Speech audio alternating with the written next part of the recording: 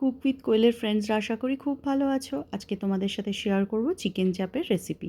তার জন্য 3টে চিকেন মেরিল্যান্ডকে ভালো করে ধুয়ে পরিষ্কার করে ড্রাই করে নিয়েছি আর গায়ে ছুরি দিয়ে একটু কেটে নিয়েছি। এরপর এটাকে ম্যারিনেট করব 1 চামচ কাশ্মীরি লাল লঙ্কার গুঁড়ো, 1/2 চামচ হলুদ, 1 চামচ নুন, 1 চামচ আদা রসুন কাঁচা লঙ্কার পেস্ট আর 2 চামচ দই। এই দিয়ে খুব ভালো করে ম্যারিনেট করে 2 থেকে আড়াই ঘন্টা চিকেনটাকে রেখে দেবো। অন্যদিকে একটা প্যানের মধ্যে একটু ছড়ানো প্যান নেবে, তাতে রান্না করতে সুবিধা হয়। তাতে গোটা গরম মশলা যেমন এলাচ, লবঙ্গ, দালচিনি ফোড়ন দিয়ে, তার মধ্যে আমি অবশ্যই তেল দিয়ে ফোড়ন দেবে।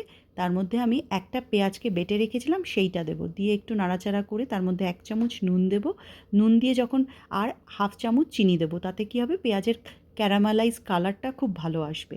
এরপর যখন পেঁয়াজটা একটু রান্না হয়ে যাবে, তখন তার মধ্যে আমি আগে থেকে ম্যারিনেট করা যে চিকেন পিসগুলো সেগুলো দেবো, দিয়ে আবার কিছুক্ষণ রান্না করব। এবং এই সময় কিন্তু খেয়াল রাখতে হবে আঁচটা যেন মিডিয়ামে থাকে।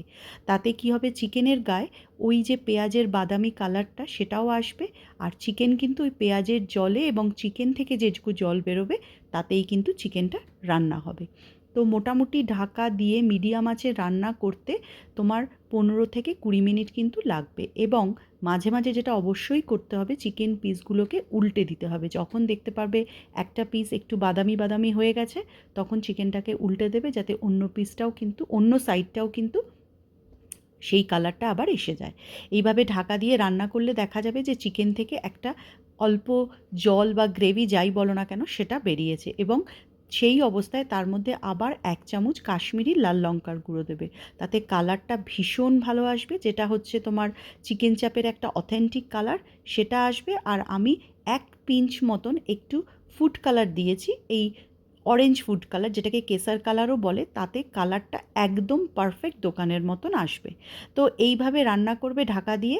15 মিনিট রান্না করার পর যখন দেখবে চিকেন অলমোস্ট সেদ্ধ হয়ে গেছে, সেই অবস্থায় চিকেনের মধ্যে দেবে কাজু বাটা, যেটা আমি 10টা কাজু আর 1/2 চামচ মতন পোস্তকে জলে ভিজিয়ে রেখেছিলাম 1/2 আওয়ারের মতন, তারপর সেটাকে বেটে নিয়েছি।